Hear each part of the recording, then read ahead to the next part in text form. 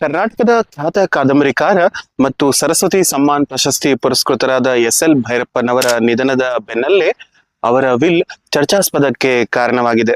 SL. ಭೈರಪ್ಪನವರು August 14, 2020ರಂದು ಮೊದಲ ಬಾರಿಗೆ ತಮ್ಮ ವಿಲ್ಲನ್ನ ಬರೆದರು.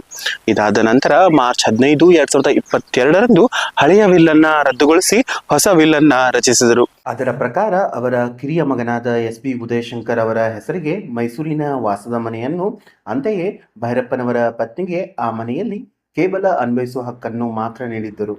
ಅಂದರೆ ಅವರ ಪತ್ನಿಗೆ ಮನೆ ಮಾರಾಟದ ಹಕ್ಕಿರಲಿಲ್ಲ. ಇದಾದ ನಂತರ ಜನವರಿ 30, 2025 ಮತ್ತು ಜೂನ್ 17, 2025ರಂದು ಅವರ ವಿಲ್ನಲ್ಲಿ ಬಹಳಷ್ಟು ಮಾರ್ಪಾಡುಗಳನ್ನ ಮಾಡುತ್ತಾರೆ. ಇದರ ಪ್ರಕಾರ ಮೊದಲಿಗೆ ಉದಯಶಂಕರ್ ಅವರಿಗೆ ಬರೆದಿದ್ದ ಮೈಸೂರಿನ ಮನೆಯನ್ನು ಭೈರಪ್ಪನವರ ಪತ್ನಿ ಎಸ್.ಬಿ. ಸರಸ್ವತಿಯವರ ಮರಣದ ನಂತರ ಆ ಸ್ವತ್ತನ್ನ ಬೆಂಗಳೂರಿನಲ್ಲಿರುವ ಎಂ. ಗೋವಿಂದರಾಜ್ ಅವರ ಮಗ ಎಂ.ಜಿ. ಅರುಣರಿಗೆ ಸೇರಬೇಕೆಂದು ಸ್ಪಷ್ಟಪಡಿಸಿದ್ದಾರೆ. ಅಲ್ಲದೆ ಈ ಮೊದಲಿಗೆ ತಮ್ಮ ಖಾತೆಯಲ್ಲಿನ 50 ಲಕ್ಷ ರೂಪಾಯಿ ನಗದನ್ನ ಕೊಡುಗೆಯಾಗಿ ಉದಯ್ ಕುಮಾರ್ ಅವರಿಗೆ ನೀಡಿದ್ದನ್ನ ರದ್ದುಪಡಿಸಿದ್ದಾರೆ. ತಮ್ಮ ಖಾತೆಯಲ್ಲಿರುವ ಹಣವನ್ನ ತಮ್ಮ ಇಬ್ಬರು ಮಕ್ಕಳಿಗಾಗಲಿ ಹೆಂಡತಿಗಾಗಲಿ ಸೇರಬೇಕೆಂದು ವಿಲ್ನಲ್ಲಿ ನಮೂದಿಸಿಲ್ಲ. ತಮ್ಮ ಎಲ್ಲ ಚರ ಮತ್ತು ಸ್ಥಿರ ಆಸ್ತಿಗಳನ್ನ ಸಾಹಿತ್ಯ ಭಂಡಾರದ ಎಂ.ಜಿ. ಅರುಣ್ ರವರ ನೇತೃತ್ವದಲ್ಲಿ ಬರಲಿರುವ ಎಸ್.ಎಲ್. ಭೈರಪ್ಪ ಪ್ರತಿಷ್ಠಾನಕ್ಕೆ ವರ್ಗಾಯಿಸಿದ್ದಾರೆ.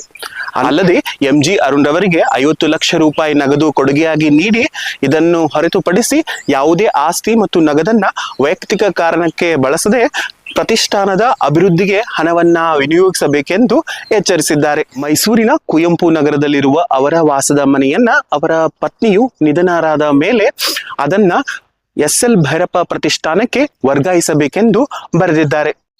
ತಮ್ಮ ಎಲ್ಲ ಬರಹಗಳ ಹಕ್ಕುಗಳು, ಹಸ್ತಪ್ರತಿಗಳು ಮತ್ತು ಕೃತಿಗಳಿಗೆ ಸಂಬಂಧಿಸಿದ ರಾಯಲ್ಟಿ ಎಲ್ಲವೂ ಅರುಣ್ ಸ್ಥಾಪಿಸುವ ಪ್ರತಿಷ್ಠಾಪನಕ್ಕೆ ಸೇರಬೇಕೆಂದು ತಿಳಿಸಿದ್ದಾರೆ.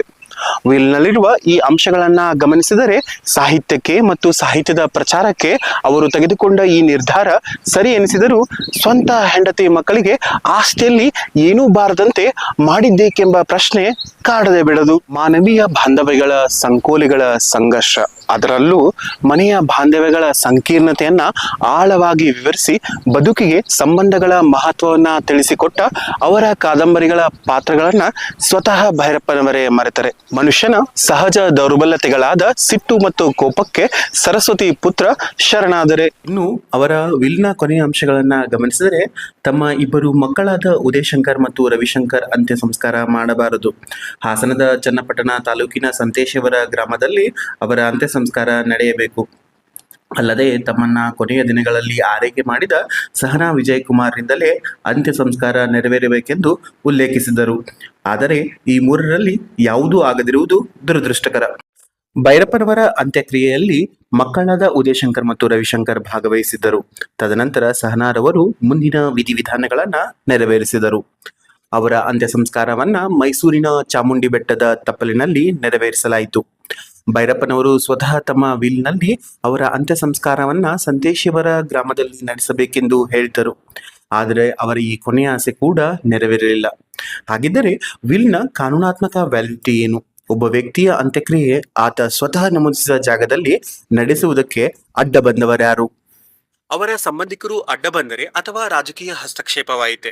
ಹಾಗಿದ್ದರೆ ಇದು ಬದಲಾದ ಹಾಗೆ ಅವರ ವಿಲ್ನ ಇತರ ಅಂಶಗಳು ಸದ್ದಿಲ್ಲದೆ ಬದಲಾದರೆ ಅವರ ವಿಲ್ ಉತ್ತರಗಳಿಗಿಂತ ಹೆಚ್ಚು ಪ್ರಶ್ನೆಗಳನ್ನ ಹುಟ್ಟುಹಾಕುತ್ತದೆ.